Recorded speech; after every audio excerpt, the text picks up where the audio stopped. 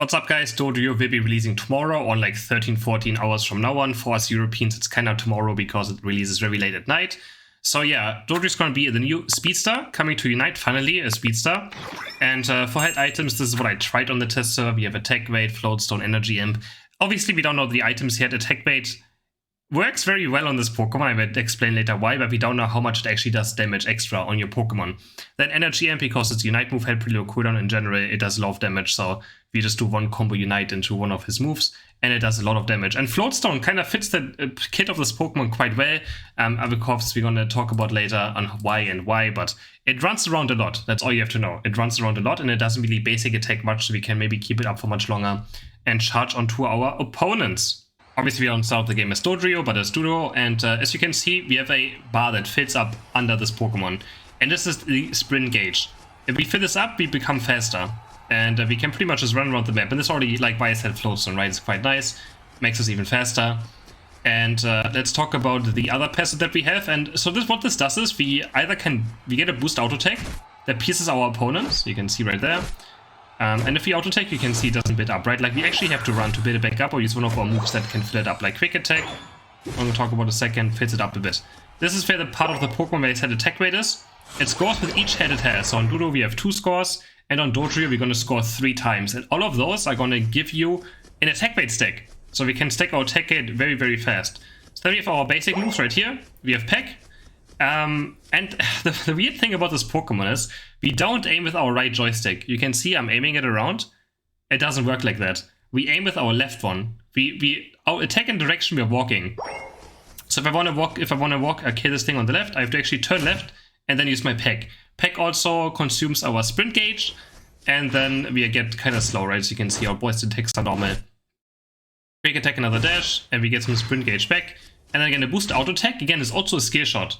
It's very important to know. The boosted auto attack also goes in the direction you're looking at. It's not going to auto aim for you.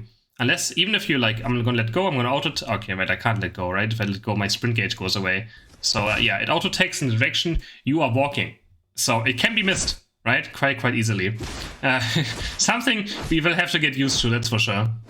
Level 5, you get either Drill Peck or Tri-Attack. We also wolf at this point. And Drill Peck is another scale shot in direction right here. Just as damage. It's like a close combat of Lucario, similar to, right? Stand still, do this.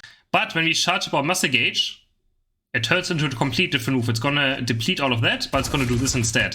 It's like a mini Machamp Unite. This is probably the strongest part about this Pokemon. It does absolutely crazy CC, crazy damage. It felt very, very good to play. And this is what made the Pokemon. But again as well, you can see, you don't aim with your right joystick, you aim with your left joystick. All of it. There's only one move where you don't do it, and I'm going to talk about it later. That's Tri-Attack. Tri-Attack you don't. You actually can aim with your right joystick, not your left one. So yeah, it's quite bizarre. I don't know why that's a thing. And then we get to level 7, we pick up our next thing. Let's first go for Agility. Agility just makes sure we get rid of our status conditions, so in case we get stunned, right here, I'm going to get stunned. Get stunned. We can use it and we get unstoppable, so it's pretty much a full heal. And it also builds up our muscle gauge. Not muscle gauge, that's the wrong Pokemon. It also builds up our sprint gauge very fast. And you can see it also gives us move speed afterwards for short duration. So like here, you can see we're a bit faster. So after we deplete our first ability, we can use agility and we can gain our sprint gauge back and are able to run around faster. As you saw as well, if I get stunned, like as soon as you stand still, it depletes, right? So CC is going to be very, very good against this Pokemon, which is going to be quite annoying. I'm going to show it. Wait, can I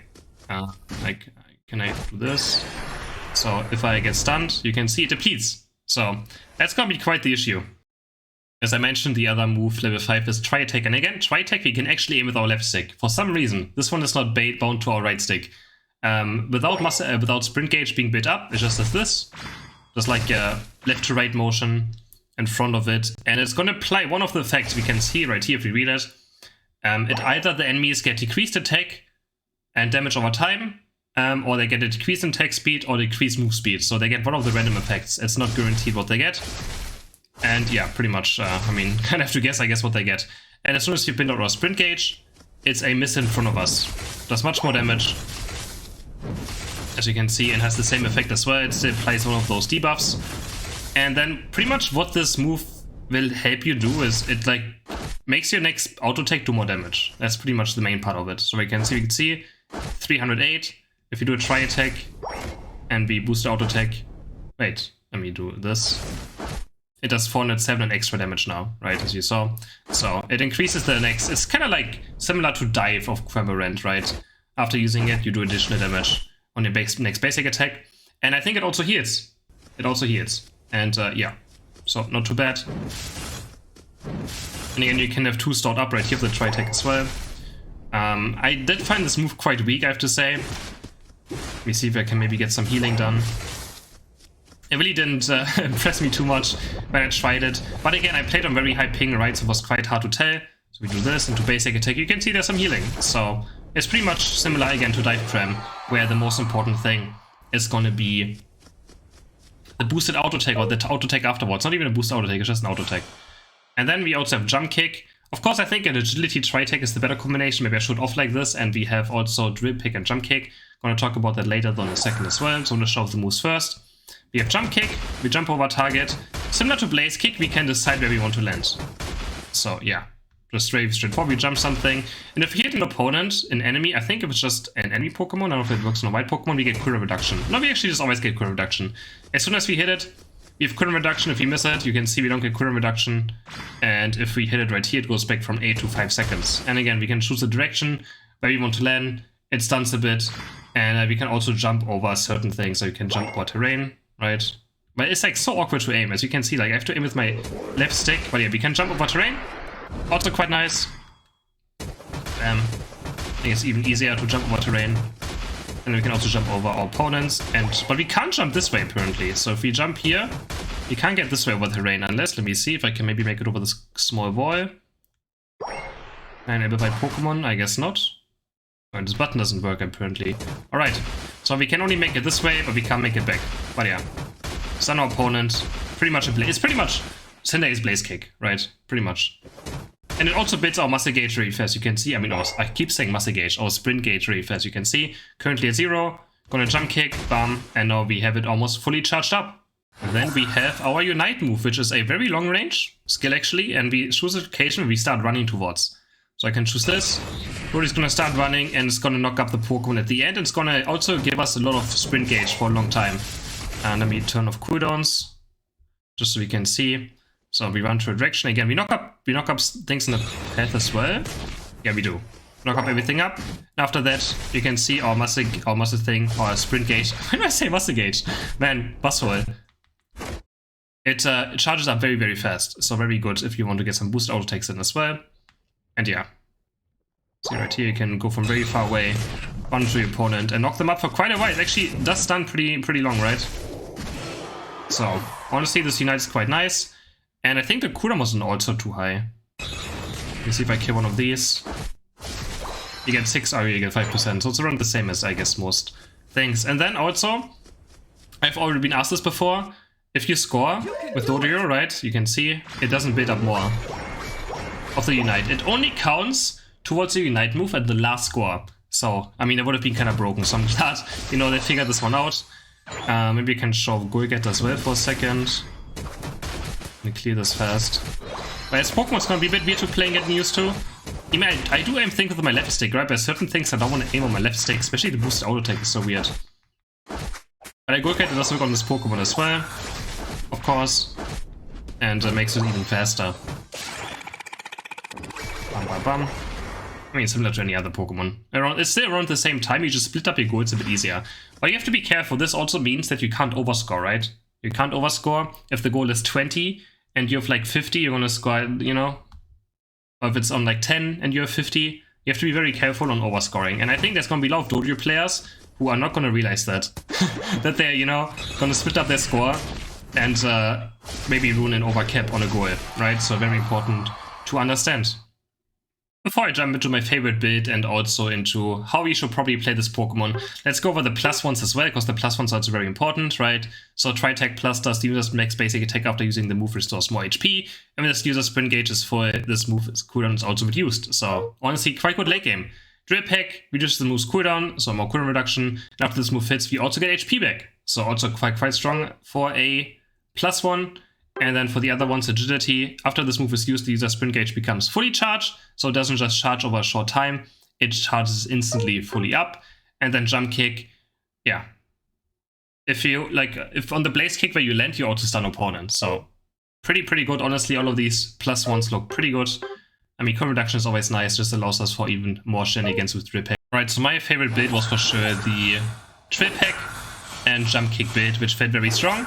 And I played on the test server, and it's where this Pokemon is weird. Like, I think basic attack is not going to be a big thing, right? Like, you kind of want to just stay in your thing and just run around. You're just going to be very annoying. It's going to run on your opponents, play around your cooldowns. And I don't think you will be basic attacking a lot unless you play tri-attack, right? With this build, you will not.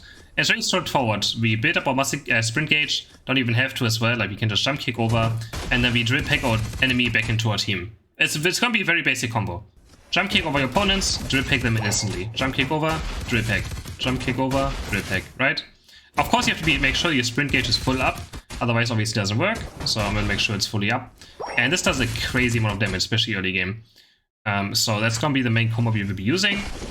And also obviously you can do maybe drip hack, and then wait, my cooldowns are way too high right now. We can check how it looks like if we just use a jump kick into drip hack, or we start with the drip hack maybe, right? So we start a combo with the drip hack. Bam, bam, bam. And then we jump over, and then we run around and wait for our next drip hack, which obviously still takes quite a while, right? So yeah. And what we could also do is, right, we boost auto attacks with someone, do some damage, then we jump kick over, and then we can drip hack, and that also does a lot of damage. I think the boosted auto attack in this build is something I will have to understand how to use, but we can even use it as an escape. I don't know, actually, can we use it as an escape? Yeah, we can, right? Like, it's pretty much just a dash. So in case we're in trouble, right, and we don't have nothing up, we can just do this, basic attack, but then we also get slowed, right, so it's also quite, Besides that, yeah. Drop kick over, and drip hack, then me back in.